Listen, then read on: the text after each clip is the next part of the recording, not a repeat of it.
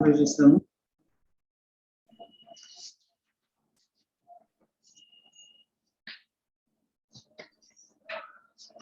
Donc, je disais que en 1994, nous avons parlé de la création de la Convention cadre qui marque vraiment le début d'une lutte sérieuse contre les changements climatiques.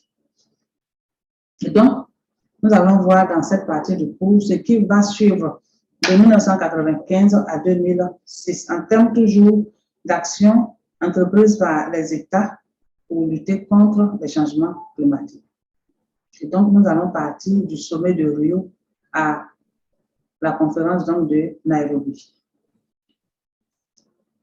Et donc, l'objectif, je disais, c'est d'identifier les principaux objectifs et décisions des différentes rencontres internationales sur le climat, depuis le sommet de Rio au protocole de Kyoto. Et donc, à l'issue de ce cours, vous devrez être capable donc, de parler ou de décrire les principaux objectifs et décisions des différentes rencontres sur le climat, depuis Rio jusqu'au protocole de Kyoto. Donc, en première partie, nous allons nous intéresser aux conférences de climat aux conférences sur le climat de 1995 à 1997. Et ensuite,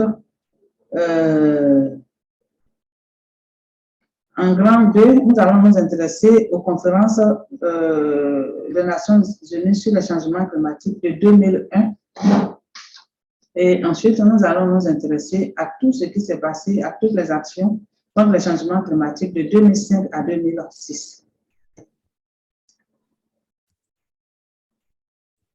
Et donc, nous allons noter que les mesures prises à Rio en 1992 dans la lutte de la communauté internationale contre les changements climatiques n'ont pas eu grand effet sur les émissions de gaz à effet de serre. Ainsi, l'augmentation continue de la température a conduit à plusieurs accords et protocoles sur les émissions de gaz à effet de serre de 1995 à 2006 dans une perspective de lutte efficace contre les changements climatiques. Et donc, on va voir une synthèse donc, de ces luttes-là, des différents accords, des décisions prises pendant ces différentes conférences dans ce cours. Et donc, nous allons nous intéresser à ce qui s'est passé en mars 1995.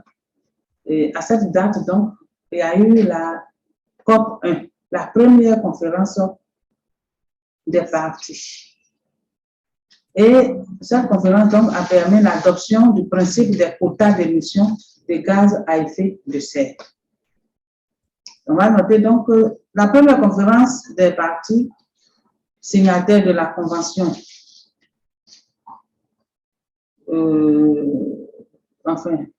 la conférence des parties se réunit à Berlin en mars 1995 et reconnaît la nécessité d'un renforcement des engagements des pays développés.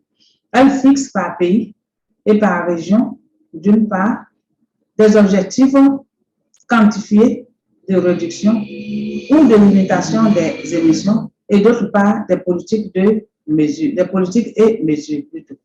Donc, en 1995, on a le second rapport du GIEC qui est publié. Ce rapport confirme l'influence des activités humaines sur les changements climatiques et prévoit un réchauffement moyen de 1 à 3,5 degrés d'ici 2100, ainsi qu'une augmentation du niveau de la mer de 15 à 95 mètres.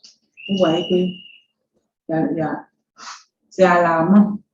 C'est alarmant.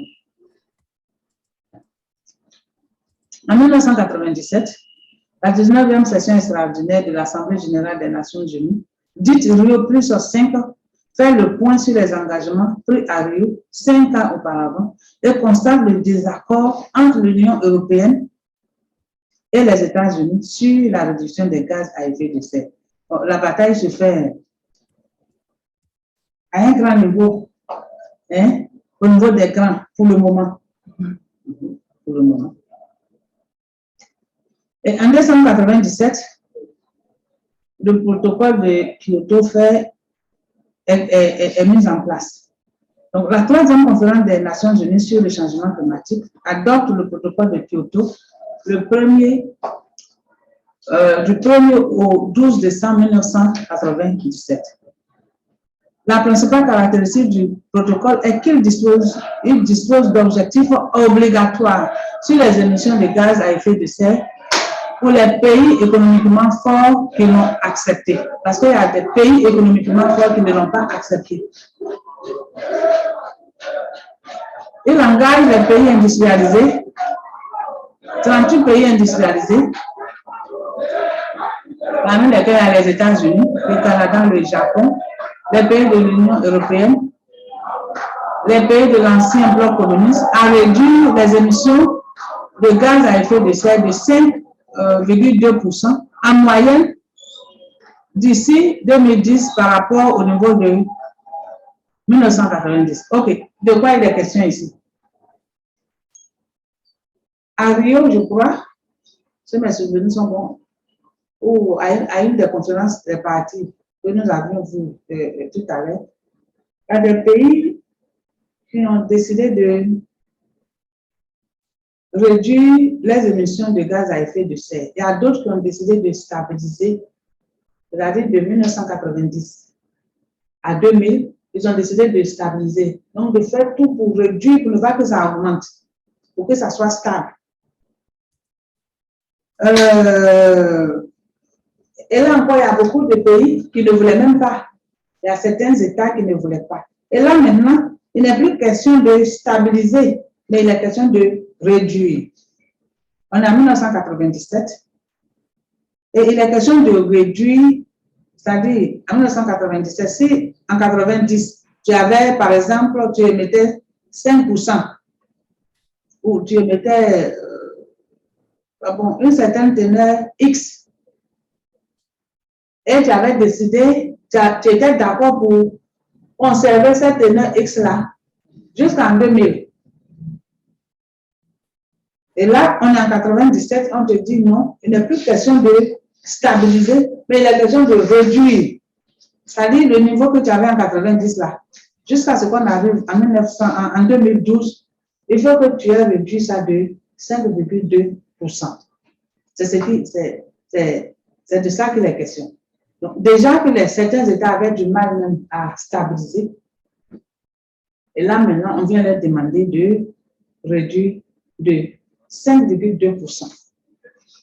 Donc, ça, vous voyez que ça devient compliqué. Hein? Et donc, voici un peu ces mesures contraignantes du protocole de Kyoto. Vous voyez l'Union européenne, la Suisse, les pays d'Europe centrale et occidentale, on leur demande de réduire à combien? 8%. Le Canada, 6%. La Hongrie, le Japon, la Pologne, 6%. Les États-Unis, 7%. L'Ukraine, ils doivent stabiliser. Vous voyez que ça, c'est clair. Et c'est ça qui fait la renommée du protocole de Kyoto. C'est des choses claires. C'est des valeurs. Ce n'est pas des mots. Parce que quand c'est des mots, quelqu'un d'autre aussi peut utiliser des mots. Mais là, c'est des valeurs claires. Et donc, ces États qui sont ici, qui sont les plus pollueurs, doivent respecter ces quotas.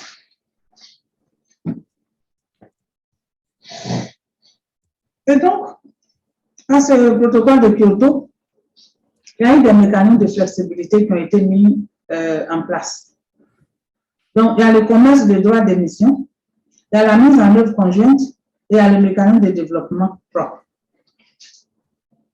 Donc, le commerce de droits d'émission ou emission trading, lorsque vous entendez trading, peut-être que ça vous fait penser à quoi?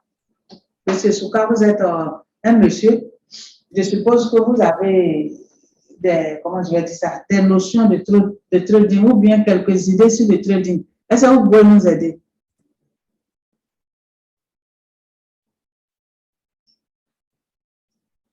Monsieur Souka est là? Nafi est là? Oui, Monsieur Souka? Oui, je suis là, madame. Ok, est-ce que vous pouvez nous aider? Le trading, c'est quoi? Quand on parle de trading, de façon générale d'abord. Le trading, je crois que c'est le fait de générer des bénéfices à partir d'une somme. Générer des bénéfices à partir d'une somme. Oui. Les jeunes filles, les jeunes dames, est-ce que vous êtes, vous avez quelques notions, vous êtes d'accord? Bonjour. Bonjour, ça me... Allô? Docteur. Je suis nouveau. Là, je vous prends en cours et... Nouveau. Ok, ça va. Donc, je voudrais disons, intervenir sur le point que vous... Est-ce que c'est Couturé? Oui, c'est Sékou Touré. Ah, parce que la fois passée, j'avais dit le nom. Quand j'ai donné les groupes, et puis vous dites que non, vous êtes nouveau, je veux dire, vous êtes nouveau au M1 ou bien vous êtes nouveau. Je suis nouveau M1. Ah, ok, vous faites partie des 3 personnes qui sont arrivées. Oui, oui. Voilà, ok, ok, vous avez la parole. Bien.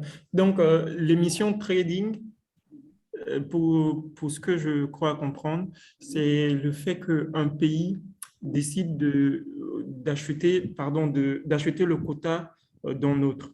Si par exemple les États-Unis, à qui on demande de produire, de réduire son émission, que les États-Unis demandent à un autre pays. Vous m'entendez?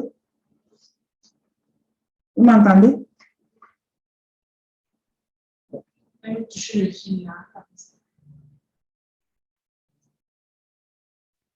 Vous m'entendez?